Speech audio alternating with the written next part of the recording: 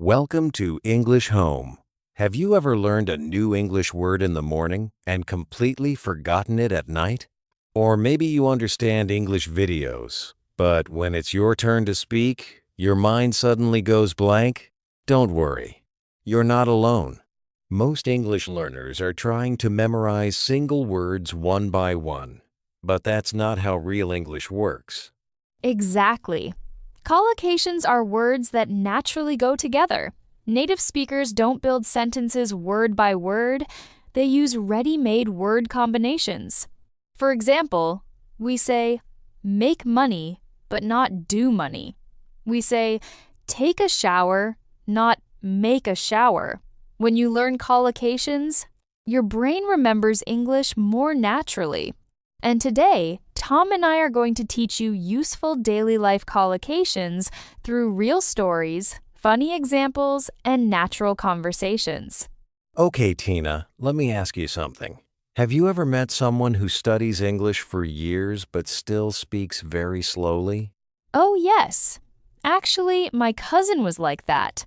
He memorized thousands of vocabulary words, big words, difficult words, fancy words. But when someone asked him a simple question like, "How was your day?" he needed 10 seconds to answer. That's exactly the problem. He learned words, but not combinations. Real English is full of collocations. For example, have breakfast, make a mistake, catch a cold, pay attention.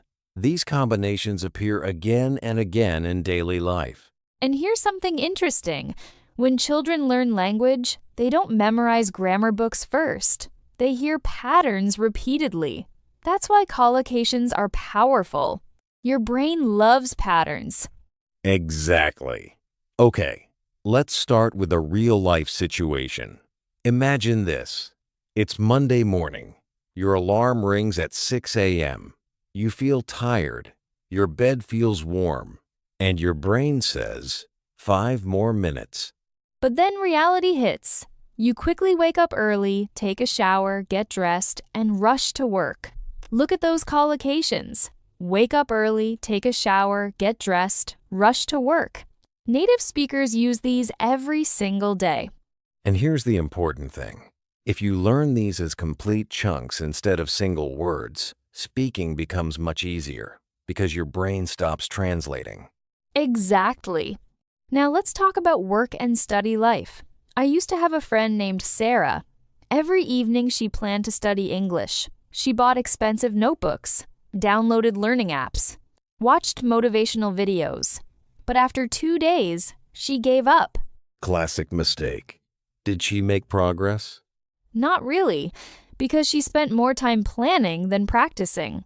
One day, her teacher gave her simple advice. Stop trying to be perfect. Just stay consistent. And slowly, she started to make progress. That's such an important collocation.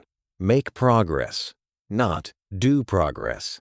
And another useful one, give advice. English becomes easier when you notice these small patterns. Absolutely. And here's another common situation. Imagine you're in class. Your teacher explains something important, but your friend beside you is scrolling through social media. The teacher suddenly says, "Please pay attention." That collocation is everywhere. Pay attention. And students often hear another one, take notes. Good learners take notes regularly.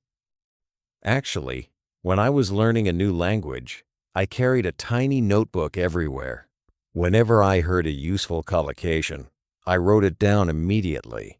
That's a smart habit because repetition builds memory and speaking builds confidence, which reminds me of another powerful collocation, build confidence.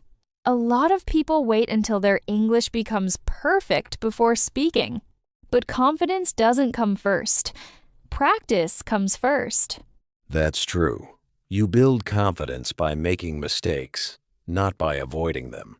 And speaking of mistakes, let me tell you something funny. One of my friends once said, "I did a party yesterday." Oh no.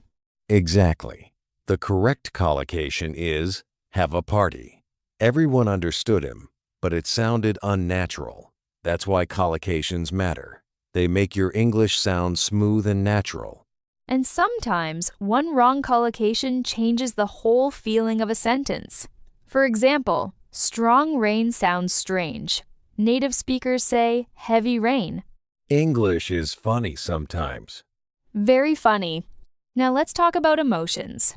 Have you ever felt nervous before an interview? Every single time. See? Another collocation. Feel nervous. Or maybe before an exam you try to stay calm. That's another powerful one. And after achieving something important, you feel proud. English speakers use these combinations naturally. That's why listening practice is so important. Exactly.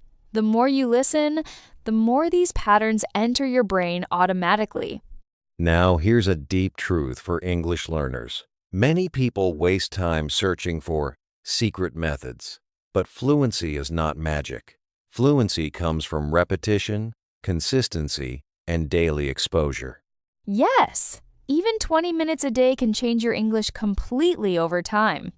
Small daily actions create big results. And don't compare your progress with others. Some people learn faster. Some people learn slower. The important thing is to keep going. Exactly. Learn slowly if you must, but never stop. Before we finish, let's quickly review some powerful collocations from today's episode. Wake up early, take a shower, get dressed, make progress, pay attention, take notes, build confidence, feel nervous, stay calm, feel proud, give advice, waste time. Try using these today in your own sentences. Speak them aloud, write them down, repeat them naturally. That's how fluency starts. And remember, don't just learn English, live English.